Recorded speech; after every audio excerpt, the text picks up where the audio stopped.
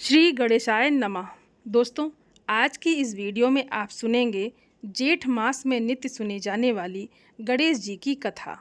एक समय की बात है, एक गांव में एक बुढ़िया माई अपने बेटे बहू पोते पोतियों के साथ रहती थी। गणेश जी भगवान की कृपा से बुढ़िया माई के घर अन्न धन और सुख की कोई कमी नहीं थी। बेटी बहू भी बुढ़िया माई को पूरा मान सम्मान देती थी। बुढ़िया माई अपना पूरा समय गणेश भगवान की पूजा में लगा देती थी। हर रोज़ मंदिर जाती, पूजा पाठ करती, कहानी कहती, कथा करती, भजन कीर्तन करती। एक दिन बुढ़िया माई का छोटा बेटा बोला, माँ तुम गणेश जी महाराज की इतनी पूजा पाठ क्यों करती हो? और गणेश जी महाराज का आशीर्वाद भी तुम पर है। उनकी कृपा से हमारे घर में किसी भी चीज़ की कोई कमी नहीं है, फिर भी तुम हर समय पूजा पाठ में क्यों लगी रहती हो? बुढ़िया माई बोली, बेटा गणेश भगवान की कृपा से मेरे पास सब कुछ है, बस एक ही इच्छा है कि गणेश जी महाराज के दर्शन हो जाएं और ये देह छूट जाए। माँ की ये बात सुनकर बेटा ज़ोर ज़ोर से हंसने लगा और बोला, माँ भगवान ऐसे नहीं मिलते, उन्हें पाने के लिए घर बार छोड़ना पड़ता है, जंगलों में घूमना पड़ता है, साधु संतों का संगत करना पड़ता है, तब कहीं जाकर गणेश जी भगवान के दर्शन होते हैं और ऐसे घर में रहते हुए भगवान के दर्शन नहीं होते। छोटे बेटे की बातों का बुढ़िया माई के मन पर ऐसा प्रभाव पड़ा कि बुढ़िया माई अगले ही दिन अपने घर से चल दी। चलते चलते उन्हें रास्ते में एक और बुढ़िया माई मिली। वो उनसे पूछने लगी, बहन भगवान का भजन करते हुए कहाँ जा रही हो? तो वो बोली, गणेश जी महाराज के दर्शन करने जा रही हूँ। तो बुढ़िया माई बोली, अच्छा मंदिर जा रही हो? वो बोली, नहीं मैं मंदिर नहीं, मैं तो साक्षात गणेश जी महाराज के दर्शन करने जा रही हूँ। तब दूसरी बुढ़िया माई बोली, चलो मैं भी तुम्हारे साथ चलती हूँ। तो वो बोली, चलो। अब दोनों बुढ़िया माई गणेश जी भगवान के भजन करती जा रही थी। कुछ दूर पर उन्हें एक और बुढ़िया माई मिली।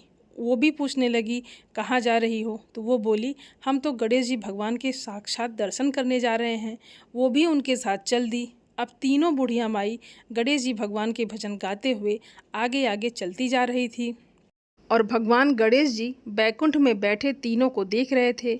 ये तीनों मेरा भजन कर रही हैं और मेरे साक्षात दर्शन करना चाहती हैं, चलो इनकी परीक्षा ली जाए। परीक्षा लेने के लिए गणेश जी भगवान ने उनके रास्ते में सोने की मोहरों से भरा एक थैला गिरा दिया।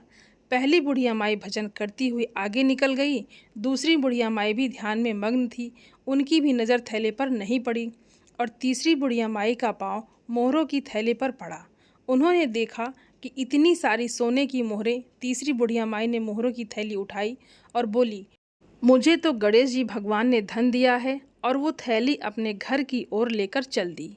ये देखकर गणेश जी भगवान मंद मंद मुस्कुराने लगे। कुछ दूर चली गणेश जी भगवान ने सोने की ईंट गिरा दी। पहली बुढ़िया माई को एक ठोकर लगी, लेकिन उन्होंने ध्यान नहीं दिया, वो आगे चलती गई। और दूसरी बुढ़िया माई को जब उससे ठोकर लगी तो उन्होंने देखा, अरे ये तो सोने की ईंट है। उन्होंने ईंट उठाई और वापस अपने घर को चल दी। बोली, जब गणेश जी भगवान ने धन दिया है तो वन वन घूमने का क्या फ़ायदा। अब पहली बुढ़िया माई गणेश जी भगवान के भजन करती जा रही थी और चलती जा रही थी। बार बार गणेश जी महाराज को पुकारती जा रही थी और दर्शनों की प्रार्थना करती जा रही थी। इस बार गणेश जी भगवान ने हीरे मोतियों के ढेर पर बुढ़िया माई को गिरा दिया। बुढ़िया माई ने देखा इतने सारे हीरे मोती, लेकिन उनके मन में लालच नहीं आया। वो बोली, हे प्रभु अब क्या आधे रास्ते में पीछा छुड़वाना चाहते हो? ये कहकर वो गणेश जी महाराज की भजन करती हुई आगे चली गई। भगवान ने खूब आंधी चलाई, वर्षा बरसाई, परंतु बुढ़िया माई अपने प्रण से टस से मस नहीं हुई, बेसुध हो गई, लेकिन भगवान का भजन नहीं छोड़ा। तब गणेश जी भगवान बुढ़िया माई के सामने प्रकट हुए, उसे दर्शन दिए और बोले, बुढ़िया माई क्या मांगना चाहती हो? तब वो बोली, हे प्रभु आखिरी इच्छा आपके दर्शनों की थी, आपके दर्शन पाकर मेरा जीवन सफल हो गया। ऐसा कहकर बुढ़िया माई भगवान के चरणों में गिर गई और वहीं उन्होंने प्राण त्याग दिए। बैकुंठ लोक से एक सुंदर विमान उतरा और स्वयं गणेश जी भगवान अपने साथ बुढ़िया माई को बैकुंठ लोक लेकर चले गए। बोलिए श्री गणेश जी महाराज की जय। दोस्तों, उम्मीद करती हूँ ये वीडियो आप सभी लोगों को बहुत अच्छी लगी होगी और आप सभी सनातनी भाई बहनों से मेरा विनम्र निवेदन है, मेरे चैनल को सब्सक्राइब ज़रूर कर लें और वीडियो को लाइक और अपने फैमिली फ्रेंड के साथ शेयर ज़रूर करें और कमेंट बॉक्स में श्री गणेशाय नमः ज़रूर लिखें। आप सभी को जय श्रीमन नारायण। धन्यवाद दोस्तों।